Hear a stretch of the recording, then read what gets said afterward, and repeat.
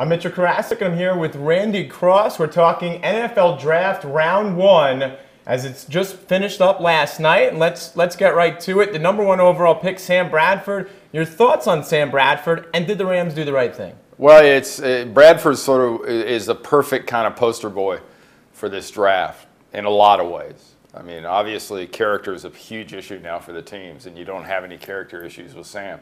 But on the other side of the coin, besides the fact that he threw well when he was in shorts and nobody dropped the ball, of course, nobody was covering them either. But on the other side of that is the issue that he's got a medical problem or an issue.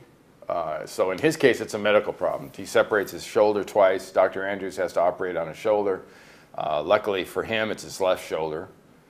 But he is going to go play for the Rams. How about Pete Carroll in Seattle, his first draft in Seattle? I think they did pretty well, filled some holes on the offensive line, and of course at safety as well. I love his pick, for his new Walter Jones at left tackle.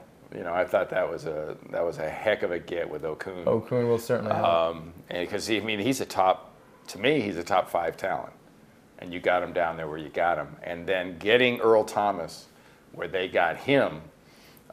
There was only one thing bad about it for Pete Carroll, and that is he's got to take the phone calls from Mays' family and say, now wait a minute, you recruited this kid, you played him for 4 years, how come you didn't draft him? And one interesting one on Colt McCoy. I look back in the day when Drew Brees went, and he went, I believe, in the beginning of round 2, and now you look at Colt McCoy, somewhat similar, big programs, guys who put up big numbers at their program, had a lot of success, but maybe they're too small or not a good enough arm or something. And maybe Colt McCoy could fall into that next sort of Drew Brees-esque guy, a smart player, a heady guy, big program, who's gotten it done, and he might be that guy. Someone might take a chance on him at a relatively high spot. He doesn't have the arm that Drew has, but he runs better than Drew, and he proved that in college. I love the whole thing about he's won more games than any other starting quarterback in the history of the NCAA. Well, he broke a guy's record at the University of Georgia and David Green that lasted, 3 or 4 years with about 6 teams. So, I wouldn't bring that up too often. But I think he's an NFL quarterback. I don't know how long he'll be there, but he's that quality. And it's been interesting. We've seen a lot of the guys go in round 2 and round 3 quarterback-wise sometimes that are better than the guys that go in the top of the draft. So, this could be that situation again where Colt McCoy, Jimmy Clausen, maybe they go in obviously round 2, round 3, probably round 2. They could be even better than the 2 guys in Tebow and Bradford that went in round 1. Well, it's one of the great things about, we were talking a little bit earlier about technology and the internet. Go to NFL.com and look at the draft tracker and go through the years, but don't look at the first round. Look at the second round.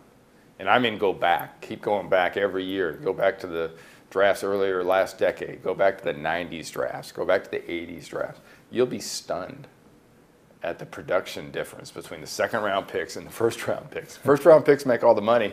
Second-round picks are the double-digit careers, Hall of Fame guy. I mean, it's really wild. Ben Roethlisberger.